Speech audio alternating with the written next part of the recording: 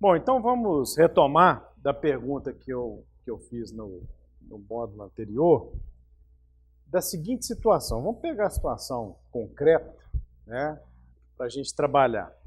Vou pegar a lei de Belo Horizonte, que a colega ali citou. Cita para mim o artigo da lei de Belo Horizonte. A lei 10362 de 2011, artigo 6º de Belo Horizonte. Artigo 6º. Parágrafo 1º. Parágrafo 1º. O que dispõe o parágrafo 1º do artigo 6º? Aí vou ter que abrir de novo. Olha aí pra gente. Vamos pegar a literalidade do dispositivo. A lei também de Sabará. Qual que é o artigo da lei de Sabará? Qual que é a lei e o artigo? 1450 de que ano? 2006, do município de Sabará. Fazendo propaganda para Sabará, uma das cidades mais bonitas de Minas Gerais. Artigo 12. Lê para mim primeiro a lei 10362. A vinculação do servidor como segurado no RPPS ocorrerá de forma automática quando de sua investidura no cargo efetivo de que é titular, nos termos do artigo 9º da Lei 7169, de 30 de agosto de 1996. Que é o Estatuto do Servidor É o Estatuto do Municipal, Servidor que se refere à Municipal. posse, né? Investidura. Exatamente. Tá? Então ele utiliza a expressão investidura, que é se dá com a posse. Ok? Qual é a redação do artigo 12 de trás? Segurado é automática e ocorre quando da investidura no cargo efetivo. Idêntica, né? Inclusive parece que uma lei foi paradigma da outra. Idem. Ou como preferem alguns, idem também. É só idem, né? Então, a lei local, eu acho bom isso porque eu tive uma participação efetiva nessa palavra investidura e o pessoal começou a replicar, eu gostei. Eu não sabia que Sabará tinha feito assim. Apesar de que a lei é anterior, né? Não foi. Bom, é da investidura que se dá com a posse. Aí, o servidor ou o dependente dele vai lá e requer, né, na situação, repetindo, em que o servidor faleceu entre a posse e o exercício. Ele não chegou a exercer as funções do cargo. Ele tomou posse e falece. Aí o dependente vai lá e requer o benefício. Ora, a investidura se dá com a posse, a lei de cada unidade aqui, tanto de Belo Horizonte quanto de Sabará, se ele for servidor de Belo Horizonte ou de Sabará, né, no caso, fala que é da investidura, então eu tenho direito à pensão por morte. Vai que o RPPS lá de BH, então diga, não concedo benefício com base na ON número 2 de 2009, artigo 14. ON número 2 de 2009, artigo 14. Porque tem que haver o exercício. E por que a Prefeitura de Belo Horizonte, ou mesmo o município de Sabará, conforme o caso, vai dizer assim? Porque ele não quer problemas com o Ministério da Previdência, porque se ele conceder a partir da posse, ele estará descumprindo a orientação normativa, né? E poderá ter bloqueio aí de repasse de verbas federais, pode não ter compensação financeira, pode ter bloqueado o seu certificado de regularidade previdenciária. Bom, o que um advogado, então, vai questionar em relação a essa situação? O que ele vai pensar? Muito simples. Primeiro, princípio da legalidade. Orientação normativa não é lei. Outra, princípio da legalidade. Existe lei especificando claramente qual é o momento. Outro fundamento, a autonomia do ente federativo. Ele tem autonomia para dispor sobre essa matéria, e nesse caso a autonomia é plena, porque não existe norma geral tratando do assunto. Ou que venha a norma geral definindo esse imbróglio, já há muito tempo já se demanda essa situação, ou então haverão problemas. É claro que os problemas são menores porque são menos recorrentes. Quantas pessoas têm contingências no momento entre a posse e o exercício? E quantas judicializam isso? E quantas sabem dessa questão? Né? Então, talvez não tenha essa repercussão por conta disso. Mas melhor evitar. Põe na lei lá, como o município de Belo Horizonte colocou, ou como o município de Sabará colocou. Mas eu digo, se eles mantiverem este entendimento de que investidura se dá com a posse, eles vão ter problemas com o Ministério da Previdência. Então, é uma situação complexa. Então, fica aí em aberta a situação, né, sabendo das polêmicas que ela envolve. Bom, quais são as consequências imediatas da filiação ou da inscrição do servidor? Primeiro, a filiação do servidor titular de cargo efetivo é obrigatória. Uma das características, né, que já foram passadas do regime próprio é de filiação obrigatória.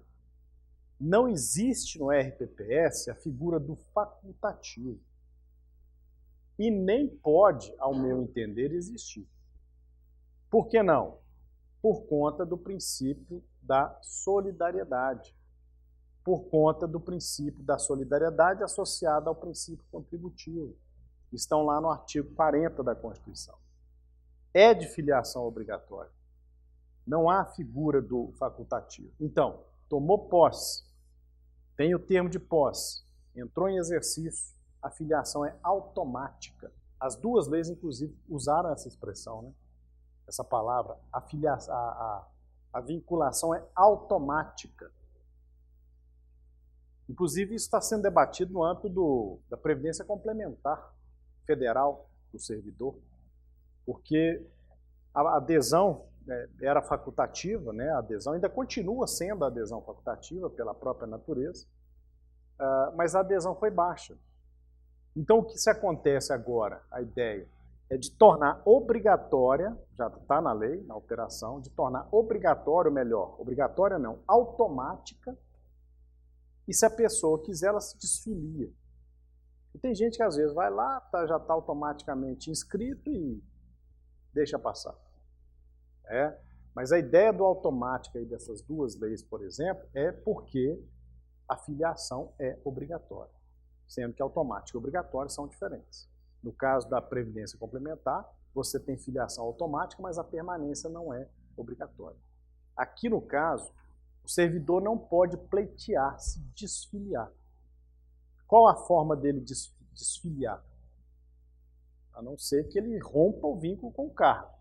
Exoneração, demissão, ok? Fora dessa situação, estando ele na posse do cargo em exercício, não tem como haver desfiliação voluntária. Não existe a figura do facultativo. Outra consequência. É vedada a filiação ao RGPS na qualidade de segurado facultativo de segurado do RPPS. Aí estão as normas de referência. Artigo 201, parágrafo 5º da Constituição. Artigo 11, parágrafo 6º da orientação normativa número 2. Nesse caso, a orientação normativa tem correspondência legal, né? Quer dizer, constitucional. Então, isso quer dizer que o segurado do RPPS não pode ser segurado do RGPS? É isso que você está me dizendo? Não. Eu estou dizendo que o segurado do RPPS não pode ser segurado facultativo do RGPS. Como segurado obrigatório do RGPS, ele é obrigatório. Lá no regime geral, então, funciona mais ou menos assim. Ó. Deixa eu passar aqui a classificação do segurado no RGPS.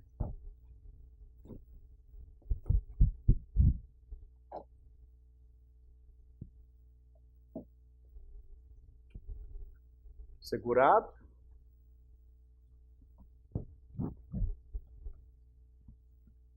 Obrigatório.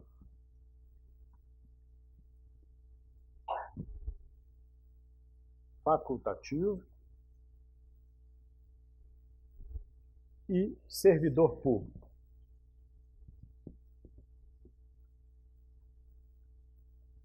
Obrigatório se divide em comum, individual e especial.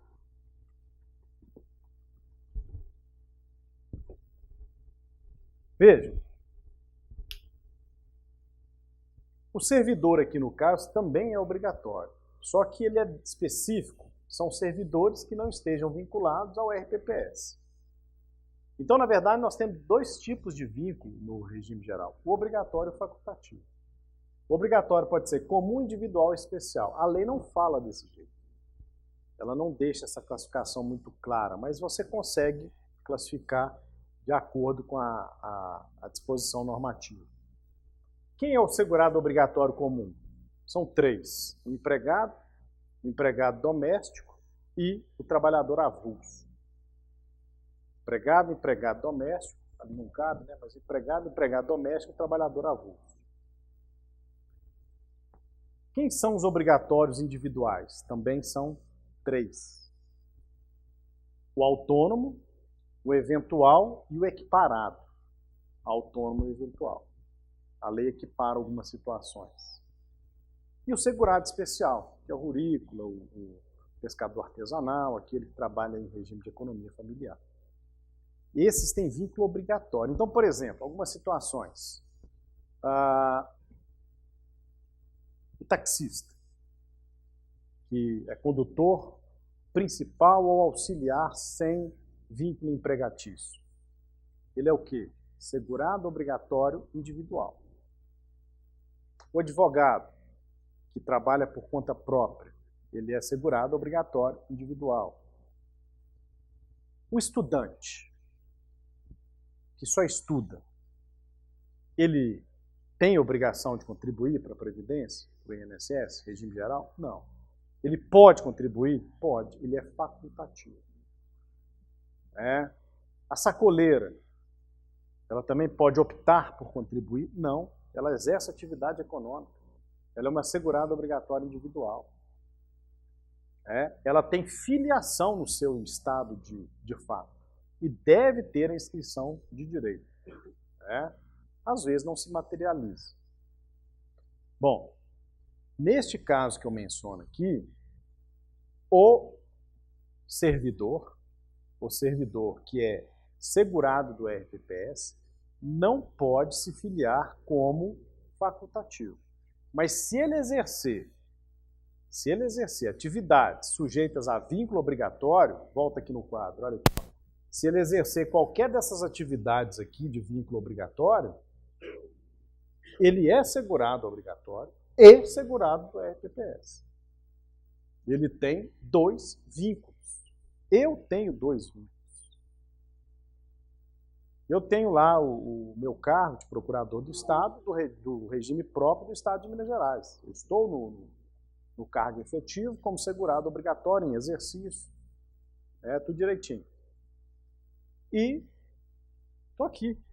Estou na faculdade.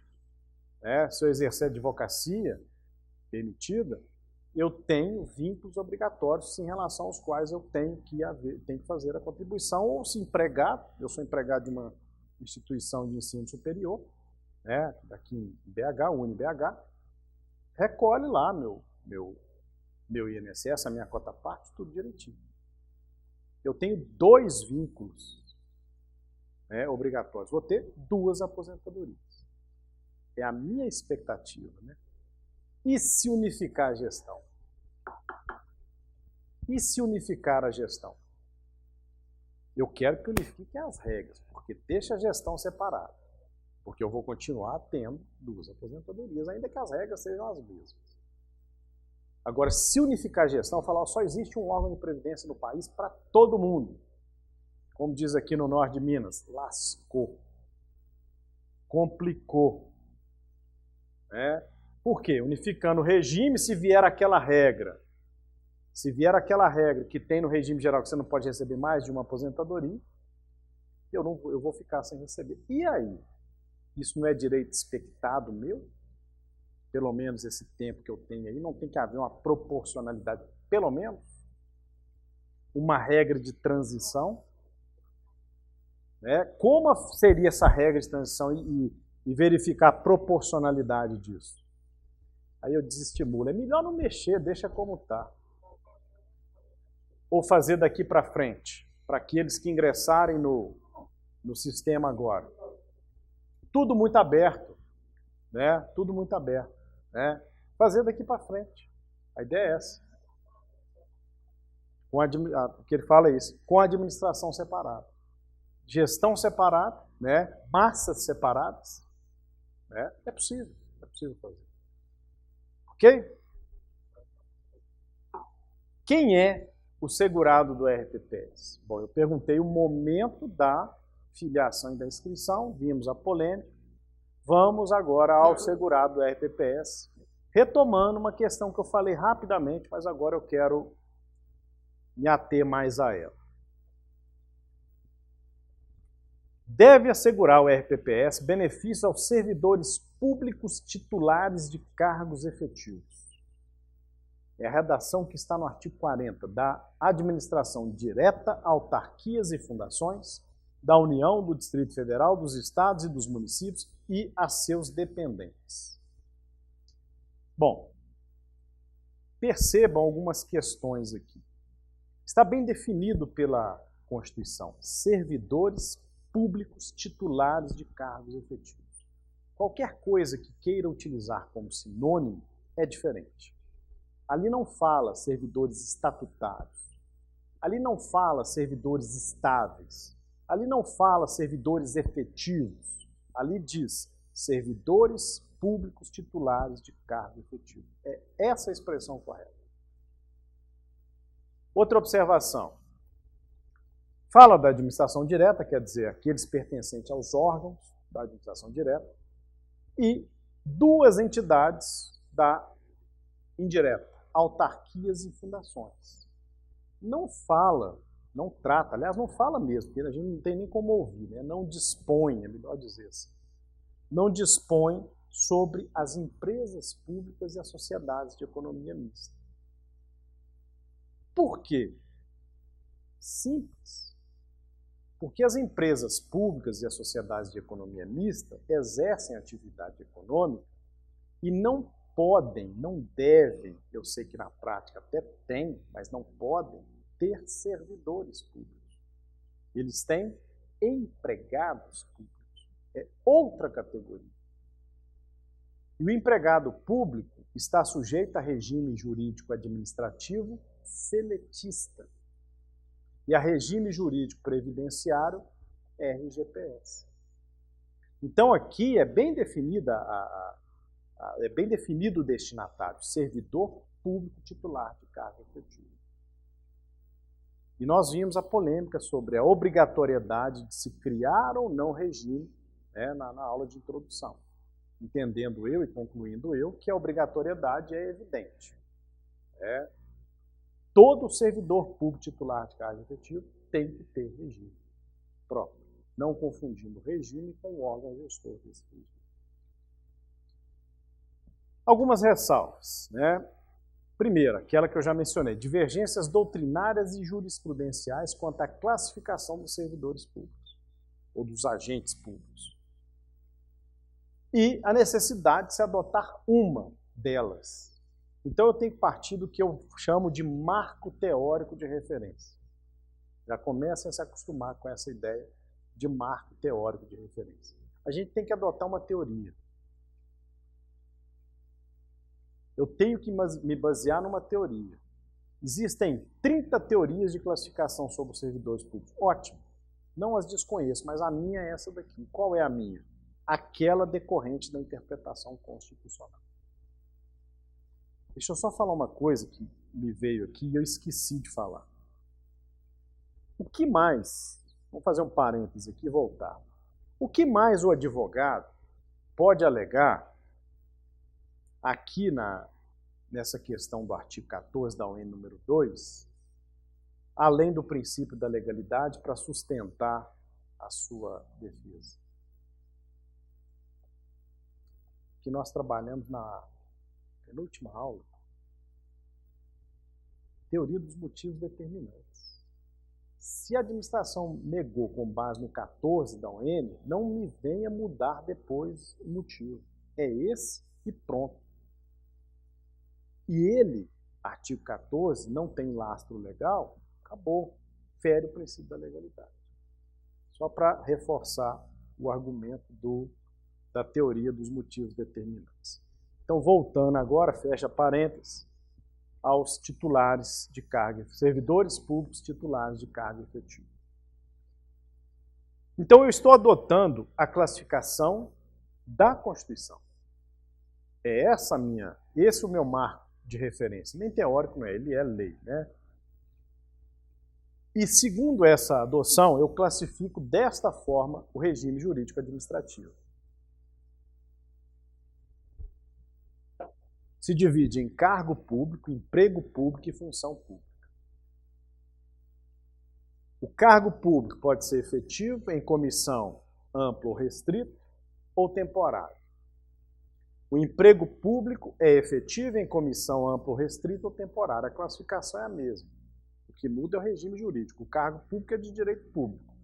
O emprego público é seletista, CLT, Consolidação das Leis Trabalhistas. E a função pública pode ser permanente ou temporária.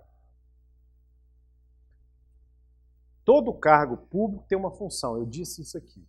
Todo cargo público é criado por lei e tem uma função correspondente. Mas nem toda função tem um cargo.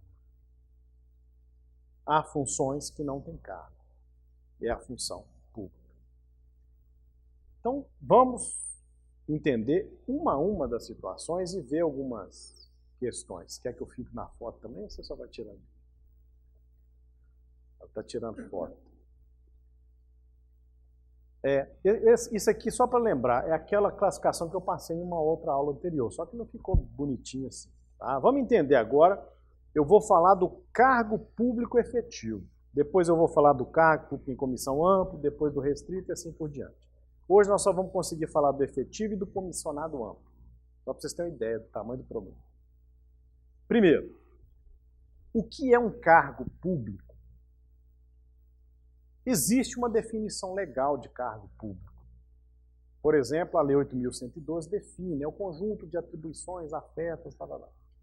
Eu prefiro essa definição que o cargo público é uma estrutura da administração pública criada por lei, é uma estrutura que possui uma função estatal correspondente. Todo cargo tem uma função a ser provido e exercido por pessoa natural, a qual se atribuirá uma remuneração ou um subsídio. Essa é a definição de cargo. E como eu disse, ele se subdivide em efetivo, em comissão e temporário. Voltando aqui, ó, efetivo, em comissão ou temporário. Sendo que o em comissão se divide em amplo ou restrito. Bom, então vamos entender primeiro o que é um cargo público efetivo. O que significa cargo público efetivo? Esse aqui, ó. Efetividade diz respeito ao cargo e não ao servidor. Vou voltar aqui, ó. Servidor público titular de cargo efetivo. Efetivo é o cargo, não é o servidor. Efetividade é uma característica do cargo, não é uma característica pessoal do servidor. Então, é incorreto utilizar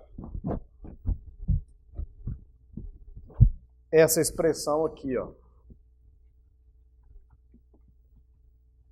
servidor efetivo. Isso não existe. Servidor efetivo não existe. A não ser que eu entenda, querendo resumir o tamanho da expressão, né, para não ter que falar servidor público titular de cargo efetivo, servidor efetivo. Só que eu tenho que saber que efetividade é um atributo do cargo. Servidor em cargo efetivo. O cargo que é efetivo. Diz respeito ao cargo e não ao servidor, por isso, de certa forma, é imprópria a expressão servidor efetivo, comumente utilizado. Muito comum. O cargo que é efetivo, ou seja, é aquele da estrutura permanente da administração. Efetividade quer dizer isso. Cargo efetivo é uma estrutura permanente da administração pública. Isso é cargo efetivo. O provimento do cargo efetivo ocorre mediante aprovação prévia em concurso público de provas ou de provas de títulos. A regra do concurso público da aprovação. Não pode ser por processo simplificado, seletivo. Não pode ser por livre nomeação e exoneração. Tem que ser por concurso público. É essa a primeira consequência da efetividade do cargo. É uma estrutura permanente da administração pública, acessível mediante concurso público de provas ou de provas de títulos. Se eu perguntar numa prova, tem que responder assim, o que é um cargo efetivo? É uma estrutura permanente da administração pública, acessível mediante concurso público de provas ou de provas de títulos. Nota 10.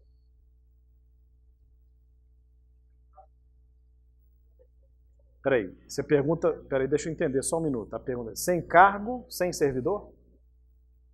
Se não tiver cargo, não tem servidor de cargo efetivo. Ok. Não.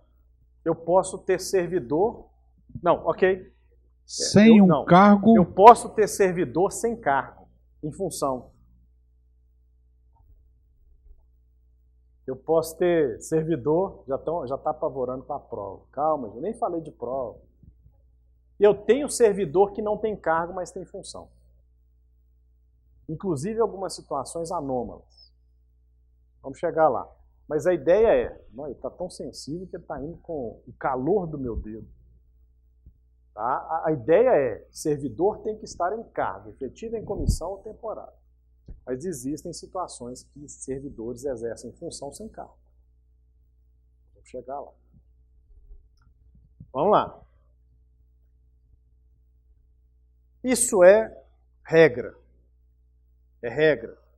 Cargo efetivo é acessível mediante concurso público de provas ou de provas de títulos. Estrutura permanente. Tem exceção? Tem. Tá aí. Existem exceções constitucionalmente previstas para o provimento de cargo efetivo sem concurso público. No que diz respeito à investidura dos desembargadores pelo chamado quinto constitucional. Previsto, nem é cargo propriamente, é mais do que efetivo aí no caso, existe uma vitalicidade. Previsto no artigo 94 da Constituição, segundo o qual 1/5 dos lugares dos tribunais regionais federais, dos tribunais dos estados, do Distrito Federal e território será composto de membros do Ministério Público com mais de 10 anos de carreira e de advogados de notório saber jurídico e de reputação ilibada, com mais de 10 anos de efetiva atividade profissional indicados em lista sexta pelos órgãos de representação das respectivas classes. Isso aqui está no pé de página do meu livro. Só para deixar claro. Tá? É uma exceção ao provimento de cargo de natureza efetiva sem concurso público. Tem outra exceção? Bom, tem exceções decorrentes da transição da Constituição anterior para a atual, em que houve uma, até forçado falar, efetivação de servidores. É outro problema. Quando fala em efetivação de servidores, eu volto a repetir. Volto a repetir bem pleonasticamente, né? Volto a repetir. Se eu já estou voltando, é para eu repetir. Enfim. Se é efetivação, não é de servidor, é de cargo. Tá? Mas utilizam-se a expressão efetivação de servidores.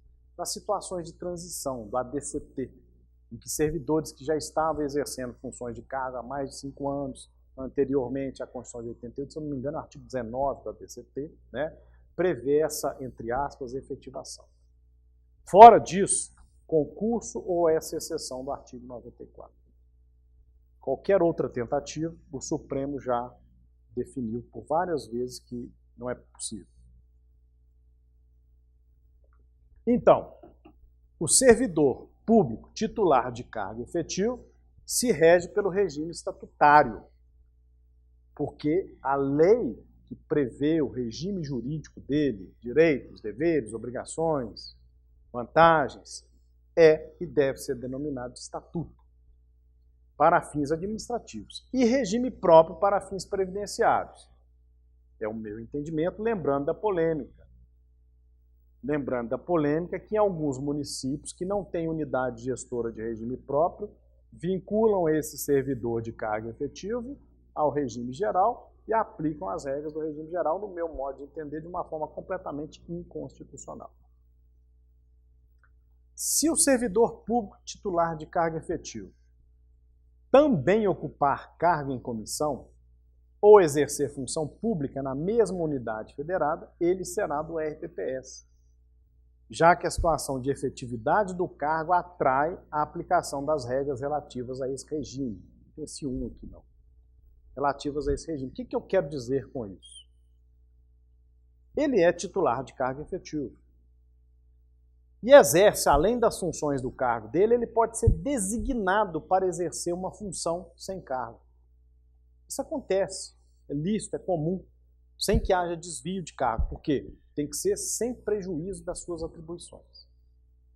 Ele exerce as funções do seu cargo, está no provimento do cargo, o cargo está provido, e ele é designado para exercer outras funções. Normalmente essa designação é temporária, a bem do serviço público, critério de conveniência e oportunidade, gerando ou não, às vezes, remuneração.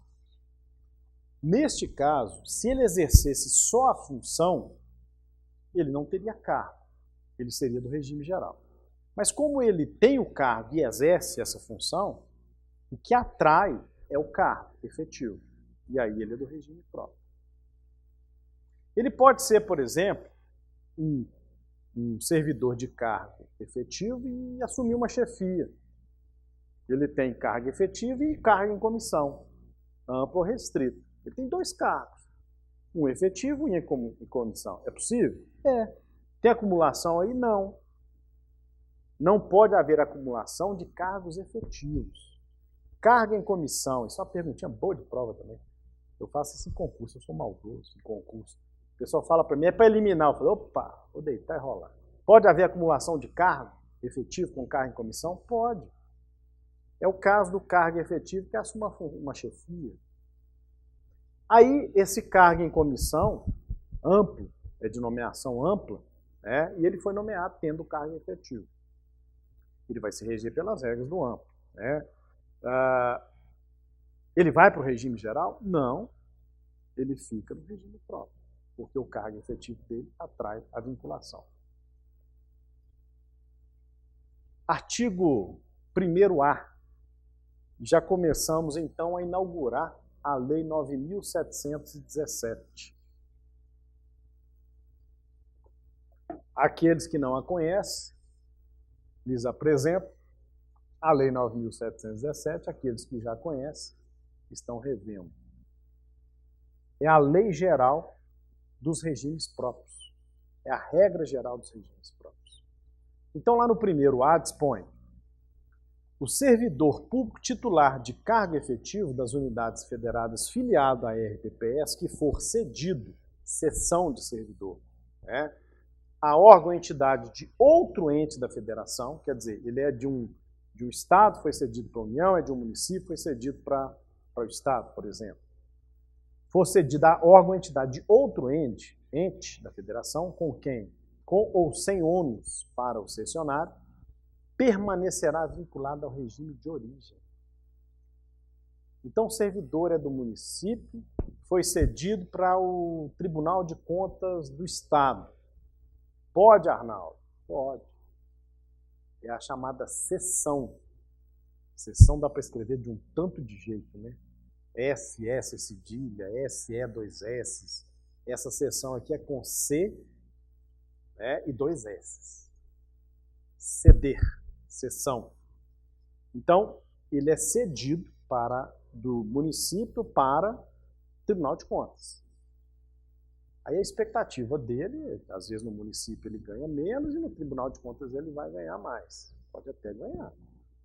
Só que a vinculação previdenciária dele é o regime de origem, município. Isso por um motivo. Quando ele se aposentar, o parâmetro e o teto do cálculo do benefício dele levará em conta a remuneração dele no cargo efetivo no município. Se ele ganhar 2 mil no município e ganhar 20 mil no Tribunal de Contas, ele vai aposentar com 2 mil no máximo. Porque o cargo efetivo é que limita o teto dele. Quiser ele ganhar 20 mil, que faça concurso para outro. Por sessão ele não pode fazer isso, não. Senão nós veremos, o tribunal pode glosar se houver a concessão desse benefício.